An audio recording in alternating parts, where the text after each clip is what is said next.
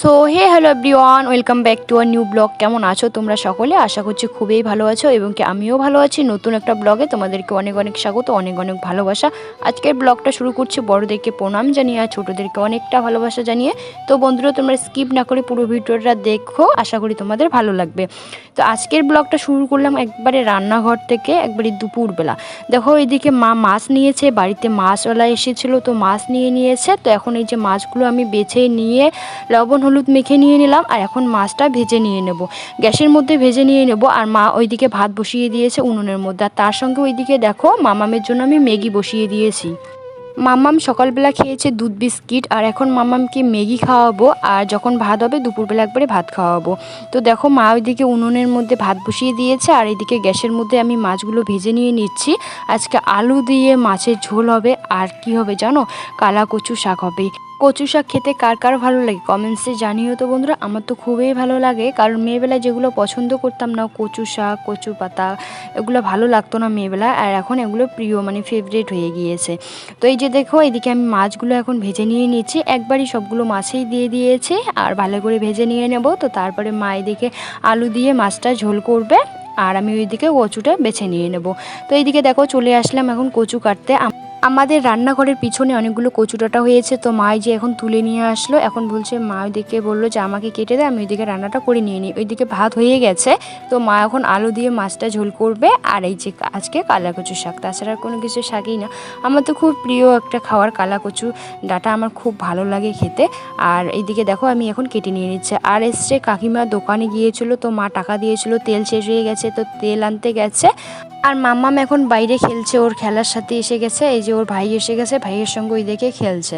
আর আমি না মোবাইলের স্ট্যান্ডটা সেট করে রেখে দিয়েছি, কারণ এদিকে পিঁড়ি আনতে গিয়েছিলাম, তারপরে কাঠারি আর ওইদিকে গাবলাটা আনতে গিয়েছিলাম। আর মাম্মাম দেখো আমার স্ট্যান্ডটা এক সাইড করে রেখে দিয়েছে, ওইদিকে আবার আমার নজর নেই। আমি ভাবছি যে ভালো করে রেখেছি তো এরকম করে আছে, তারপরে দেখি দেখো এক সাইড হয়ে গেছে। তো ভাগ্যিস আমাকে দেখা যাচ্ছিলো, আর না হলে তো ওইরকম করেই থাকতো, পরে দেখতাম যে ভিডিওই হয়নি। তো এইদিকে দেখো মাম্মাম জন্য আমাকে বলছিল আর কি যেন একটা দিয়ে গেল, ও যাবে এখন আমার কাকিমার সঙ্গে কাকিমাদের বাড়িতে। তো ওইদিকে গেল, আর এখন আমি কচু শাকগুলো কেটে নিয়ে নেব।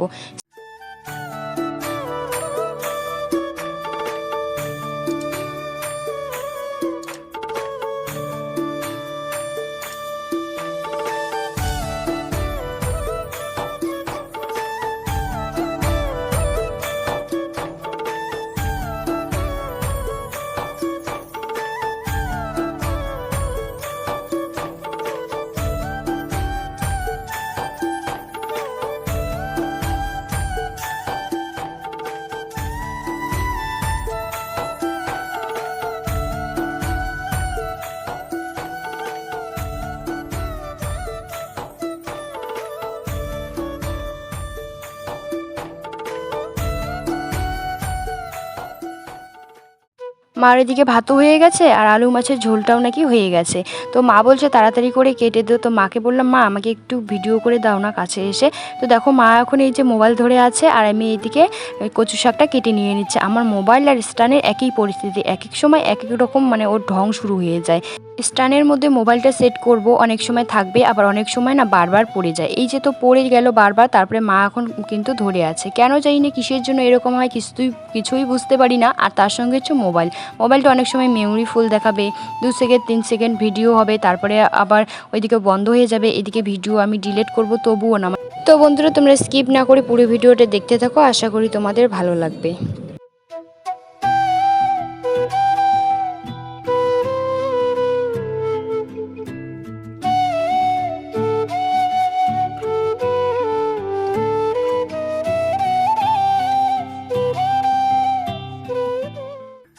স্নান করে তো তারপরে দেখো চলে আসলাম এখন ঠাকুরকে পুজো দিতে। আর মা বলছে যে তাড়াতাড়ি ঠাকুরকে পুজো দিয়ে নে, কারণ মামাম ওইদিকে ভাত খাওয়ার জন্য খুব কান্নাকাটি করছিল। তো মামামকে বলছিলাম যে দাঁড়াও, আগে এইদিকে ঠাকুরকে পুজো দিয়ে নেই, তারপরে তোমাকে ভাত খাওয়াবো। আর এদিকে একটা জিনিস দেখবে বন্ধুরা, যদি স্নান করে যদি এইদিকে ঠাকুরটা না লেপো, ওইদিকে আবার মনেই থাকে না যে ঠাকুর লেপিনি।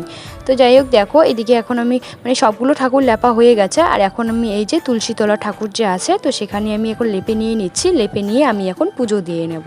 আর এদিকে দেখতে পাচ্ছ তো কি রোদ উঠে গিয়েছে, এখন কিন্তু আমাদের উঠানের মধ্যে ছায়া এসে গেছে, আর বাইরে না একটু হাওয়াও দিচ্ছে, এখন খুবই ভালো লাগছে। আর এদিকে লাইনটা বারবার যাচ্ছে আর বারবার আসছে, কারণ লাইনের নাকি বারবার ফেস কেটে যাচ্ছে আর লাইন থাকছেই না। তো ভাগ্যিস হাওয়াটা আছে, তার জন্য কিন্তু একটুখানি রেহাই পাওয়া যাচ্ছে গরমের থেকে।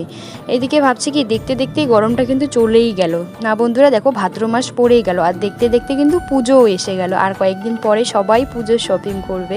তো যাই হোক বন্ধুরা, ভিডিওটা এই পর্যন্তই। ভিডিওটা যদি ভালো লাগে সাবস্ক্রাইব করে দিও, আর লাইক কমেন্ট করতে একদমই ভুলো না। Tata bye.